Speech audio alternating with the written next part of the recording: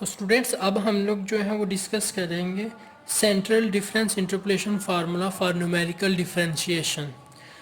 पहले हम लोगों ने जो डिस्कस किया था वो फॉरवर्ड डिफरेंस मेथड और बैकवर्ड डिफरेंस मेथड जो प्रीवियस वीडियोस में हम लोगों ने डिस्कस किया था।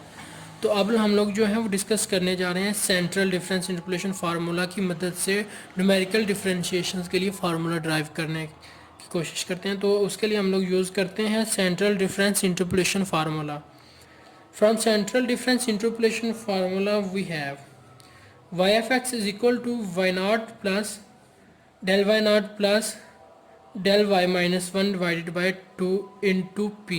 ये एवरेज टर्म है, दोनों टर्म्स का सम उसको डिवाइड किस पे करना है, 2 पे, यानी एवरेज दो टर्म्स का, plus P square by 2 factorial del square Y minus 1 plus P.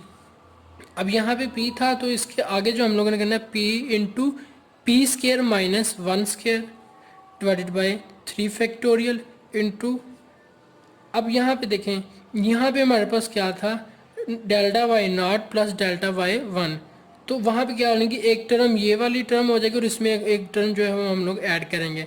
तो ये क्या हो जाएगा, nabla delta 3 y minus 1 plus next term is plus delta 3 y minus 2 divided by 2। Average था इसलिए यहाँ पे हम लोगों ने ये चीज़ आ गई। First Y not as it is, तो नेक्स्ट हम लोगों ने क्या करना है, एवरेज टर्म फिर सिंगल टर्म फिर एवरेज टर्म। तो अब इसके बाद जो नेक्स्ट टर्म है उसका नंबर क्या है, वो सिंगल टर्म है। तो P square minus 1 divided by 4 factorial into del 4 Y minus 2 plus, अब फिर एवरेज टर्म का नंबर है p into P square minus 1 square P square minus 2 square divided by 5 factorial. Previous जो था वो 4 फैक्टोरियल था और next 5 factorial into del 5 Y minus 2, ये देखें वाई माइनस 2 था तो उसके आगे वाई माइनस 2, उसमें नेक्स्ट टर्म जो है वो ऐड करेंगे, plus del 5 Y minus 3 divided by 2 plus P square into P square minus 1 square into P square minus 2 square divided by 6 factorial del 6 Y minus 3। देखिए आप लोग जो सिंगल टर्म हम लोग यूज़ कर रहे हैं उसमें जो है इवन नंबर्स आ रहे हैं, यानी डेल्टा की पावर इवन्स आ रही हैं 2 4 6। और जो हम लोग यूज़ कर रहे हैं एवरेज, उसमें हम लोग देखें कि आपको पता है कि Y minus delta Y minus 1 को नेक्स्ट टर्म में यूज़ करेंगे, फिर उसके बाद डेल्टा वाई माइनस 1 है तो वाई माइनस 2 उसमें ऐड हो जाएगा, और वाई माइनस 2 नेक्स्ट में कर रहे हैं तो उसमें वाई माइनस 3 ऐड हो जाएगा। इस तरह ये टर्म्स जो है सीक्वेंस इनकी चलती जाएगी। तो इसमें अब हम लोगों ने क्या करना है, p किसके इक्वल हम लोगों ने लेना है, यहाँ पे x minus x not divided by H. तो अगर यहाँ से हम लोग देखें तो x हमारे पास किसके इक्वल आ जाता है, X not plus P H. अब इसको हम लोग यूज़ करते हैं y is equal to X not, Y of X not plus P H is equal to Y not plus delta Y not plus delta Y minus 1 by 2। अब हम लोग into P, अब हम लोगों ने इसमें क्या करना है, हम लोगों ने यहाँ पे ये जो p की टर्म्स हैं इनको आपस में मल्टीप्लाई कर देना है। तो इनको से जब हम लोग मल्टीप्लाई करेंगे तो हमारे पास क्या जाता है, ये बन जाती है plus P square by 2 factorial delta square Y minus 1 plus p3 minus p3 factorial, ये p3 माइनस p मल्टीप्लाई करने से हमारे पास बना है, तो plus p4 minus P square ये हमारे पास बन जाएगा। नेक्स्ट ये फिर plus p5 minus 4p3 minus p3 plus 4p divided by 5 factorial into del 5 Y minus 2 plus del 5 Y minus 3 divided by 2 plus p6 minus 4p4 minus p4 plus 4p square divided by 6 factorial del 6 Y minus 3। ये जो हम लोगों ने हासिल किया है इसको multiply, हम लोगों ने इनको मल्टीप्लाई करके जो मल्टीप्लाई हो रहे थे उनको मल्टीप्लाई किया तो हमारे पास ये इक्वेशन आ गई, ये एक बन गई टर्म। अब नेक्स्ट हम लोगों ने क्या करना है कि इसको हम लोगों ने डिफ्रेंशिएट करना है विद रिस्पेक्ट टू p। तो a चूँकि वहाँ पे कांस्टेंट था तो ये एज इट इज़ आ जाएगा, जब हम लोग उसका डेरिवेटिव लेंगे तो y डैश ऑफ x हो गया, और h जो है वो एज इट इज़ आ जाएगा क्योंकि एज अ कांस्टेंट हम लोग इसको यूज़ कर रहे हैं। फिर उसके बाद delta Y not plus delta Y minus 1 divided by 2 plus P del square Y minus 1 plus 3p square minus 1 by 6। ये डेरिवेटिव हम लोगों ने अप्लाई कर दिया है with respect to p। Derivative apply करने के बाद हमारे पास ये चीज़ आ गई, ये इक्वेशन हमारे पास बन गई एक अब यहाँ पे देख लें कि ये 6p5 minus 16p3 minus 4p3 plus 8p, ये क्या डेरिवेटिव लेने के बाद ये चीज़ बनी है। तो अगर हम लोग फॉर पर्टिकुलर केस देखें, हमारे पास x किसके इक्वल होता है, x नॉट के, तो then p is equal to 0। p is equal to 0 किस तरह हो गया, क्योंकि हमारे पास x इज इक्वल टू है x नॉट के। तो अब हम लोग अगर x की जगह पे x नॉट यूज़ करें तो x not minus x not क्या आ जाएगा, 0। तो लिहाजा p किसके इक्वल आ जाएगा, 0 के। तो देन हमारे पास अगर हम लोग पास p इक्वल है 0 के, तो हम लोग इस सारी वाली में p जो है वो 0 पुट करें तो हमारे पास जो बाकी बच जाता है वो ये है, Y dash of equal to 1/h। 1/h हम लोगों ने इधर डिवाइड कर दिया, del Y not plus del Y minus 1/2 minus 1/6 del 3y minus 1 plus del 3y minus 2 divided by 2 plus 1/30 del 5y minus 2 plus del 5 minus 3 up to so on. अब यहाँ पे एक चीज़ जो है देखें कि जब हम लोगों ने फर्स्ट डेरिवेटिव लिया था और फर्स्ट डेरिवेटिव लेने के बाद हम लोगों ने उसमें p इक्वल टू 0 के रखा, तो हमारे पास जो टर्म्स बच गई थी बकाया, वो एवरेज टर्म्स बची हैं। वो सारी क्या थी, एवरेज टर्म्स बची हैं, कोई भी सिंगल टर्म हमारे पास उसमें नहीं बची। तो इसको फिर मैं इस तरह, इस एवरेज को मैं इस तरह लिख सकता हूँ, D Y over D X at X equal to X naught is equal to 1/h average of central difference Y not minus 1/6 average of central difference del 3y naught plus 1/30 average of central difference del 5y naught, यहाँ से ठीक है, ऊपर जो है 3 इसको मैंने del 3y naught और del 5y naught central difference चूँकि हम लोग यूज़ कर रहे हैं यहाँ पे, तो ये म्यू क्या है, ये एवरेज के तौर पे यूज़ कर रहे हैं, तो इसको मैंने इस तरह अच्छी तरह यानी कि अरेंज करके लिख दिया। तो अगर हम लोग इस वाली क्वेश्चन को अगेन डिफ्रेंशिएट करें विद रिस्पेक्ट टू p, तो हमारे पास क्या रहता है, Y double dash of X equal to, अब एच चूँकि कांस्टेंट निकलेगा तो फिर दूसरी तरफ आके वो डिवाइड होगा तो 1/h² बन जाएगा, then del square Y minus 1 plus 6p/6 into del 3y minus 1 plus del 3y minus 2/2 plus 12p² minus 2 del 4y minus 2 divided by 24 plus 20p3 minus 24p minus 6p divided by 120 up to so on. ये हमारे पास क्या है, second derivative जब हम लोगों ने calculate किया तो हमारे पास ये बन जाता है। तो अब हम लोग यहाँ पे फॉर पर्टिकुलर केस अगर देखें तो हमारे पास x is equal to X naught किया, तो p की वैल्यू क्या होगी फिर 0। जब p हमारे पास 0 हो जाएगा तो इसमें हम लोग p पुट करेंगे तो हमारे पास y डबल डैश ऑफ जो बनेगा 1/स्क्वायर del square y minus 1 minus 1/12 del 4y minus 2 plus 1/90 del 6y minus 3। अब यहाँ पे देखेंगे हमारे पास जो है डेल की पावर्स इवन नंबर्स आ रही हैं, और दूसरी बात जो यहाँ पे कि हमारे पास यहाँ पे कोई भी एवरेज टर्म नहीं आ रही, ओनली सिंगल टर्म्स जो हैं वो हम लोग हासिल कर रहे हैं, कोई भी एवरेज टर्म नहीं है। तो यहाँ से एक जो कंक्लूजन निकलता है वो ये है कि जब हम लोग सिंगल डेरिवेटिव लेते हैं तो हमारे पास जो है वो एवरेज टर्म्स आती हैं, और जब हम लोग डबल डेरिवेटिव लेते हैं तो only we get single terms.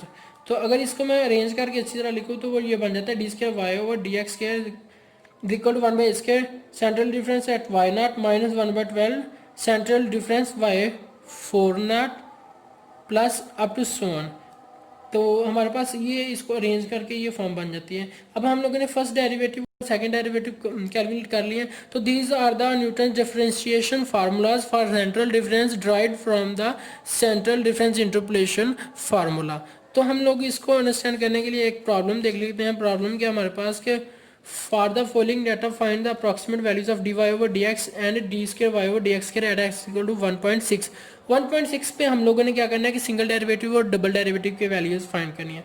हमें जो है वो डाटा गिवन है, ये वाला डाटा हम लोगों को गिवन है, हम लोगों ने क्या करना है कि इस डाटा को अरेंज कर लेना वर्टिकली, जहाँ पे इसके पॉइंट्स x इक्वल टू किसके हैं 1.0 1.2 1.4 1.6 1.8 2.0 2.2 और y जो है वो 2.7183 2.3201 अप टू सो ऑन। इनको हम लोगों ने क्या करना है वर्टिकली अरेंज कर लेना है।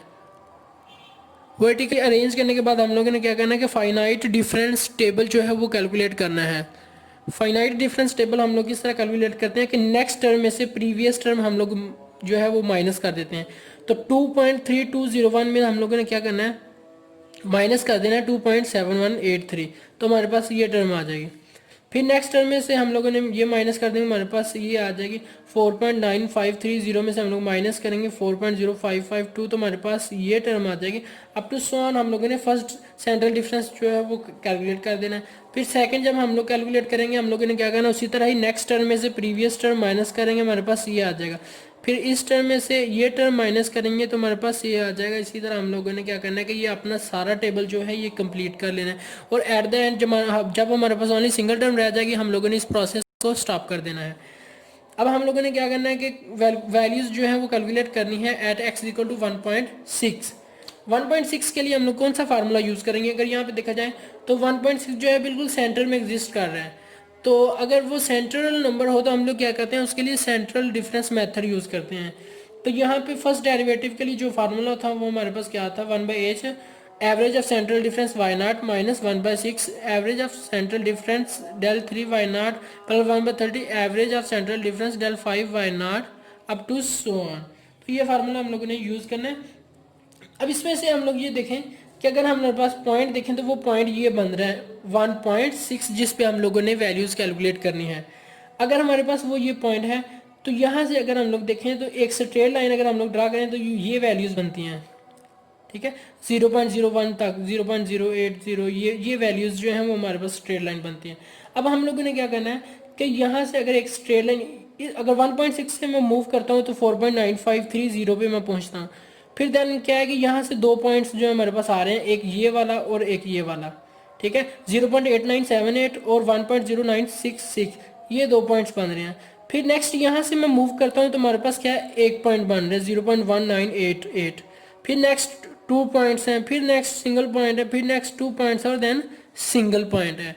अब हम लोगों ने क्या करना है कि हमारे पास एवरेज फार्मूलाज हैं और वो कौन सा है, तो उसमें क्या है del 1 y0 del 3 y0 del 5 y0, यानी del y0 del 1 y0 ये, तो यहाँ पे क्या है एवरेज टर्म आ रही है, और del 3 y0 ये है, तो यहाँ पे भी क्या है एवरेज टर्म्स आ रही हैं, ठीक है। हम लोगों ने ये टर्म्स यूज़ करनी है, इनकी जो वैल्यूज़ है del y0 की वो हम लोगों ने एवरेज यहाँ से 0.8978 प्लस 1.0966 ये वैल्यूज़ यूज़ कर दी डिवाइडेड बाई 2 माइनस 1/6, और del 5 y0 की जो वैल्यूज़ हैं del 5 y0 की जो वैल्यूज़ हैं वो हम लोगों ने क्या करना है यहाँ पे यूज़ करनी है। तो अप टू सो ऑन मैंने वो वैल्यूज़ यूज़ नहीं की हुई क्योंकि यहाँ पे आप लोग वो कर सकते हैं, अगर ना भी करें तो आप उनको कैलकुलेशन में काउंट कर लें। तो हमारे पास जो dy/dx eight x equal to 1.6 क्या आ जाएगा 4.9530, ये हमारे पास आ जाता है। अगर हम लोग सेकंड डेरिवेटिव की बात करें तो वो हमारे पास क्या होता है d² y/dx equal to 1/a² del² y0 minus 1/12 del 4 y central difference y4 y0 plus 1/90 central difference del 6 y0। तो अब यहाँ पे अगर हम लोगों ने क्या करना कि देखें तो स्ट्रेट लाइन की बात की थी जो हम लोगों ने, वहाँ पे क्या है del² del 4 del 6। तो del² पे अगर आप देखें तो ये सिर्फ सिंगल वैल्यू हमारे पास आ रही है, और del 4 पे भी ये सिंगल वैल्यू है, और del 6 पे भी ये सिंगल वैल्यूज हैं। तो इसके लिए हम लोगों ने क्या करना है, एज जो होता है यहाँ पे साइज ऑफ द स्ट्रिप्स था, जिस तरह ये 2.2 में से माइनस कर दूँ मैं 2.0 तो ये क्या होता है हमारे पास 0.2 साइज ऑफ द स्ट्रिप्स होता है यहाँ पे।